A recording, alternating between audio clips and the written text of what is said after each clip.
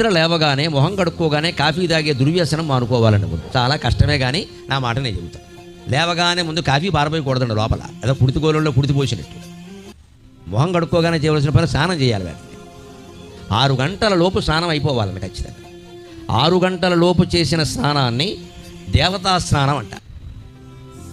6 నుంచి 7 లోపల నువ్వు స్నానం చేస్తే దాన్ని మనుష్య స్నానం అంటారు శాస్త్రంలో. 7 దాటాక స్నానం ఉందే, నువ్వు చేసిన ఒకటే, మన్నాడు చేసిన ఒకటే. దాన్ని బట్టి ఎప్పుడు చేయాలో ఆలోచించుకోండి. ఇది శాస్త్రం, దీనికి తిరుగులేదు, దీనికే పక్షపాతాలు ఉండవు. 6 గంటల లోపు ఆడ మగ అంతా అయిపోవలసిన, వీలైతే పిల్లలకు కూడా ముందు ఇంట్లో భార్యాభర్త చేసేయాలి.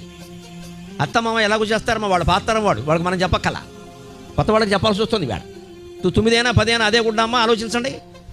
ఆ స్నానం చేయరా, ఏమి చేయాలో మనం ఆలోచించమండి. 6 గంటల లోపు స్నానం ముగిసిపోవాలి. 6 గంటల నుంచి 7 గంటల్లోగా వీలైతే గంట, లేకపోతే అరగంట, కనీసం పావు గంట. ఇన్ని రకాల రాజకీయాల కోసం, గొడవల కోసం, ఏదో చికాకుల కోసం, వాట్సాప్ల కోసం, ఫేస్బుక్ల కోసం, దిక్కుమాలిన వ్యవహారాల కోసం గంటలు కేటాయిస్తున్నామండి. భగవంతుడి కోసం అరగంట కేటాయించలేమా?